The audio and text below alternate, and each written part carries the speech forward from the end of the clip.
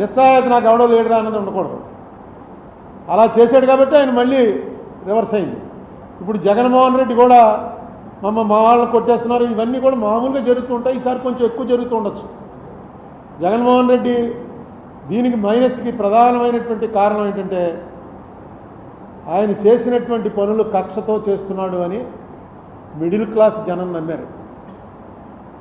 ఆయన చేస్తున్నటువంటివి రూల్ ప్రకారం చేశాడా, రూల్ ప్రకారం చేయలేదా అన్నది పక్కన పెట్టి, రూల్ ప్రకారం చేసినా రూల్ ప్రకారం కాకపోయినా ఇది కక్ష పట్టి చేస్తున్నాడు అని ఖచ్చితంగా మెజారిటీ ప్రజలు నమ్మారు.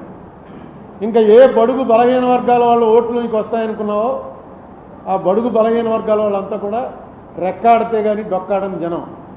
ఆ జనానికి 50 రూపాయల లిక్కరు 200 రూపాయలు దాటిపోతే తాకుండా ఉండలేని పరిస్థితి అనేక సంవత్సరాల నుంచి అలవాటు చేసాం.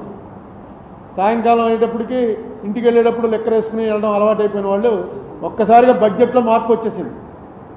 మీరు ఇచ్చే ఎన్ని వేలు ఇచ్చారు, ఆటో డ్రైవర్కి ఇచ్చారు, తర్వాత చిన్న చిన్న పనులు చేసుకుంటున్న వాళ్ళకి ఇచ్చారు, 3000 రూపాయలు పెన్షన్ ఇచ్చారు, ఇవన్నీ కూడా కలిపి కూడా ఆ ఫ్యామిలీ బడ్జెట్లో తేడా వచ్చేసింది ఈ లెక్కర వల్ల. మీకు ఎలక్షన్లు పోవడానికి వాళ్ళకి డైరెక్ట్గా గవర్నమెంట్ తోటి సంబంధాలు ఉండవు.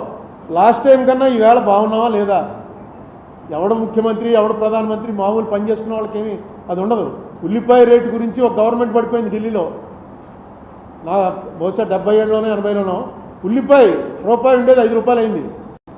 అంతే, వాళ్ళకి ఉల్లిపాయ నిత్యావసర వస్తువు తక్కువ ప్రభుత్వాన్ని దించేశారు.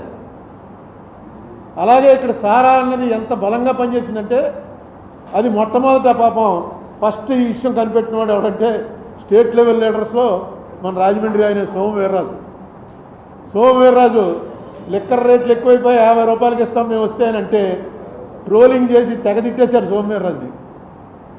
అదే చంద్రబాబు నాయుడు గారు డైరెక్ట్గా మీటింగ్లోకి వచ్చి చెప్పాడు 50 రూపాయలకే మీకు నాణ్యమైన లిక్కర్ ఇస్తాను మేము వస్తే అని. అది పనిచేసింది. సోమవీర్రాజు ఆ ముందే చెప్పాడు అది, ఎందుకంటే అతనికి ముందే వెలిగింది ఇది. దీనివల్ల చాలా ఫ్యామిలీస్లో చాలా ఇబ్బందులు అయిపోతున్నాయి ఆర్థికంగా. తర్వాత ఇంకా చంద్రబాబు నాయుడు గారు చేయవలసిన 1-2 పనులు ఏంటంటే డీలిమిటేషన్ వస్తుంది. డీలిమిటేషన్ వచ్చి సీట్ల సంఖ్య 700 దాటిపోతుంది. అందుకే పార్లమెంట్ కొత్త బిల్డింగ్ కూడా 700 దాటిన వాళ్ళు 800 మంది పట్టేలా కట్టారు. డీలిమిటేషన్లో మన పాత్ర కరెక్ట్గా, ఎందుకంటే సౌత్ మొత్తం మనకి ఇచ్చేటువంటి డబ్బు బాగా ఇప్పటికే చాలా తక్కువ ఇస్తున్నారు. అది నేను అనేకసార్లు మీకు లెక్కలన్నీ చెప్పాను. మనం ఆంధ్ర నుంచి 100 రూపాయలు వాళ్ళకి ఇస్తుంటే, కేంద్రానికి వెళ్తుంటే ఆంధ్ర నుంచి మనకి వెనక్కి వచ్చేది 63 రూపాయలు మాత్రమే వస్తుంది. అదే ఉత్తరప్రదేశ్కి 100 రూపాయలకి 120 రూపాయలు వెళ్తుంది, బీహార్కి 140 రూపాయలు వెళ్తుంది. కారణం ఏంటంటే జనాభా అన్నారు. ఈ జనాభా తగ్గించమని కేంద్ర ప్రభుత్వం వాళ్ళు పెట్టినవన్నీ కూడా మనం ఫాలో అయ్యాం. సౌత్లో జనాభా తగ్గించాం, దానికి పనిష్మెంట్ ఇవ్వకూడదు కదా. జనాభా తగ్గించినందుకు మనకేదో ఇంటెన్సివ్ ఇవ్వాలి. అది కాకుండా ఇప్పుడు పనిష్మెంట్ దిశలోకి పోతుంది. ఇక రేపు పార్లమెంట్లో పరిస్థితి ఎలా వస్తుందంటే సౌత్ అంతా కలిపి 200 సీట్లు కూడా ఉన్నాం, వాళ్ళు 600 సీట్లు పెరిగిపోతారు జనాభా లెక్క. పెరిగిపోతే వచ్చేటువంటి ప్రమాదం, సౌత్కి వచ్చేటువంటి ప్రమాదాన్ని ఎలా నివారించాలి అనే విషయం కూడా సౌత్లో ఇప్పుడు ఉన్నటువంటి లీడర్స్లో చంద్రబాబు నాయుడు గారికి కనెక్షన్లు ఉన్న లీడర్ కాబట్టి, అన్ని పార్టీల్లో కనెక్షన్లు ఉన్నాయి కాబట్టి ఆయన చేసి దాని విషయం కూడా దృష్టి పెట్టాలి. తర్వాత ఈవీఎంలు, ఫస్ట్ ఈవీఎంలు తప్పు అని చెప్పింది చంద్రబాబు నాయుడు గారే. ఆయనతో పాటు ఉండేటువంటి ఆయన పార్టీ లీడర్ ఒక ఆయన హరిప్రసాద్ గారని, ఆయన అయితే అరెస్ట్ కూడా అయ్యాడు. ఆ ఈవీఎంలు చూపించి ఇవి ఎలా పనిచేయవో అన్నీ చూపించాడు ఆయన. ఎక్కడ నొక్కితే ఎక్కడికో వెళ్ళిపోవటం, ఇవన్నీ ఎలా ఉంటాయో చూపించిన ఆయన వాళ్ళు మీకు ఇప్పటికి కూడా ఈవీఎంల గురించి మొట్టమొదట మాట్లాడింది ఎవర్రా అని చూస్తే మనం చంద్రబాబు నాయుడు గారే అప్పు వచ్చేసాడు. దీని మీద కూడా ఏదైనా చేయండి. ఇవాళ ఎవరో వీడియో పంపారు, 20 లక్షల ఈవీఎంలు అసలు కనపట్టలేదుట.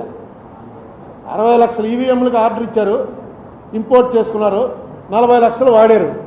మిగతా 20 లక్షలు ఎక్కడో ఉండాలి కదా.